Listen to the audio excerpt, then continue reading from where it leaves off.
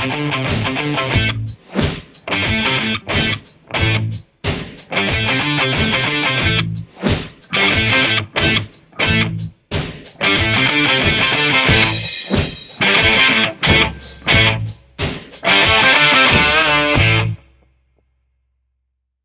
back to our TW Local 591 podcast here in our studio in Grapevine, Texas. Today I'm joined by Vice President Pete Caruso. We're going to do a podcast related to Article 32 and kind of dig into the weeds of the obligations of the company and your rights as a union member. So welcome to the podcast, Pete. I'm happy to be here. All right, can you kind of give a broad overview of what we're going to speak to here?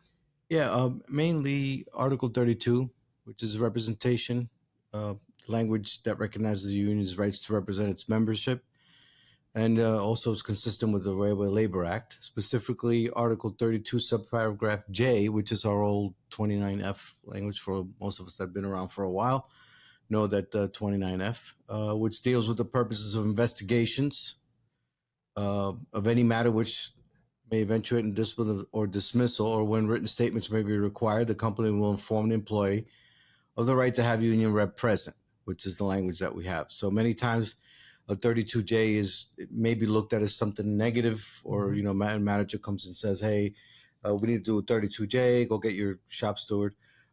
Actually, 32J is there to protect us, where otherwise if we didn't have 32J, a manager could just go in, bring you in and start asking you questions. So it obligates the company to honor your contractual rights, to have a union rep there in your corner, as well as the union who has a duty to represent its membership. And one of the things that's tied into 32J or into discipline with the company is just cause. And there's probably a lot of members that are new to a union contract that might have been at-will employees. Maybe a little information on what just cause is. Yeah, just cause is something that is identified in most labor agreements, where the company has to show just cause when they administer discipline. And if the union believes that the company cannot show that just cause, we go to arbitration, and the arbitrator decides on whether it is. So we have a contractual right, so the company has to prove that when it disciplines that it's for just reasons. Okay, and then so you'll have your occasional member that calls us up, or usually don't call us up on these one, and want to just decline having union representation, or management says, hey, don't get the union involved, and we'll make this go away. Any thoughts on that? Yeah, actually, in 32J, it also has the option for a member to decline union representation, which the manager would also have to document that, because we do have a duty to represent all our members. So the member does have the option to decline representation. It's ill-advised by us because we feel that it's members' protection to have a union rep there. Yeah, and ill-advised is good words, because we have seen this time and time again where a member will either give a statement or speak to a manager, and you got to remember, this isn't the company that some of us worked for 15, 20 years ago, where you used to be able to talk to your manager and have a lot more faith that things would get squashed. Understand that most things now, we're working in a company that's very legal oriented. They are going to use those words against you.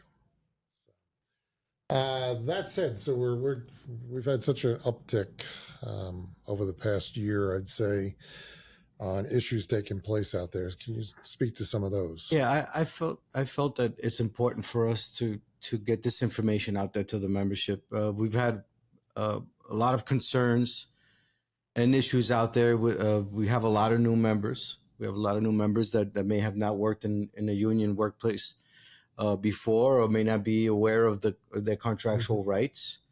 And we have a lot of new managers that may not understand the contract, or may want to take a shortcut and just go up to the members and ask them for a statement, or nothing's going to happen to you. Just I just need to ask you some questions, and the next thing you know, where they're doing a 32J afterwards when they already had asked the questions without the union rep there. So we have problems with that. We have new members that are maybe a little bit intimidated and think that they have to answer the questions. So that's why we felt that it was important for every union member to know what the contract says and what their rights are.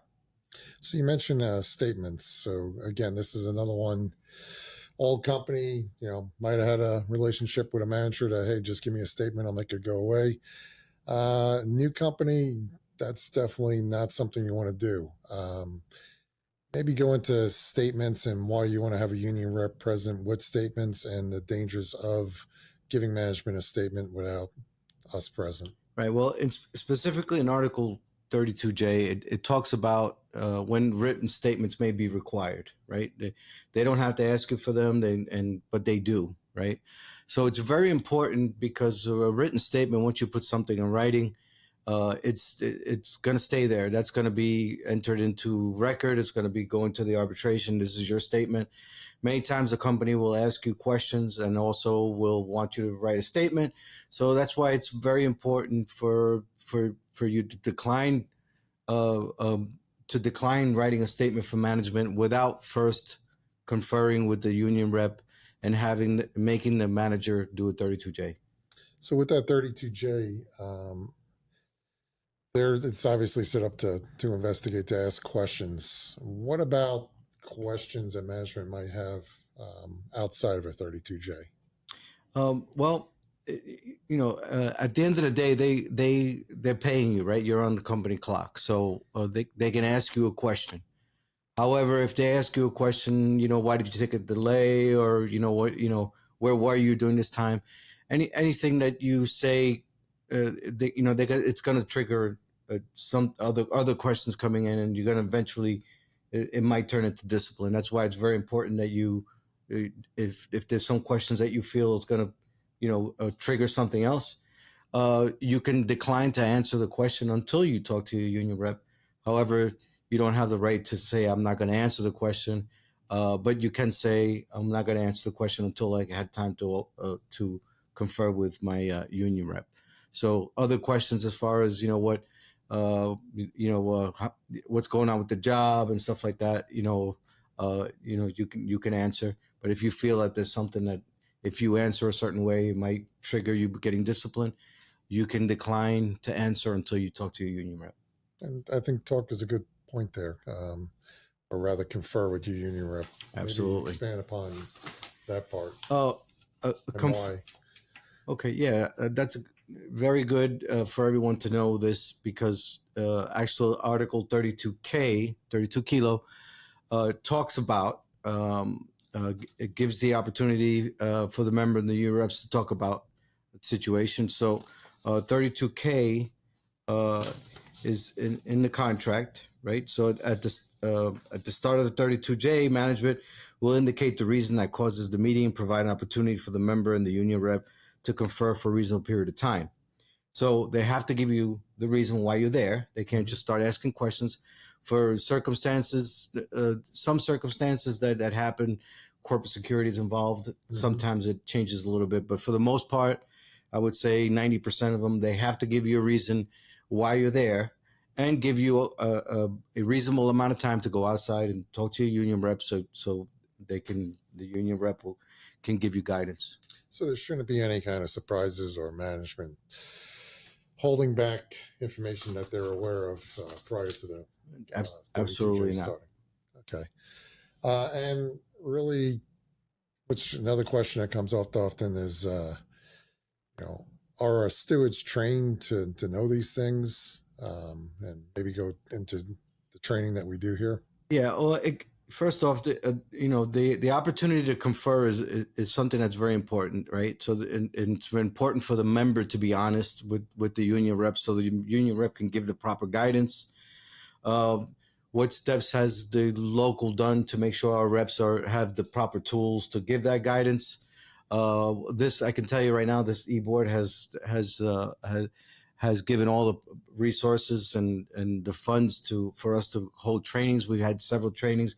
We have a basic steward training where we get into representation. We get into We get into grievance handling. We get into how to give that guidance, how to give the guidance for statements. So practically all of our stewards have gone through it. Some stewards have gone through it twice. We also have an advanced training that we do.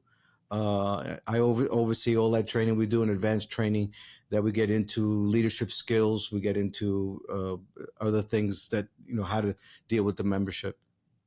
No, we do put forth a lot of effort in training.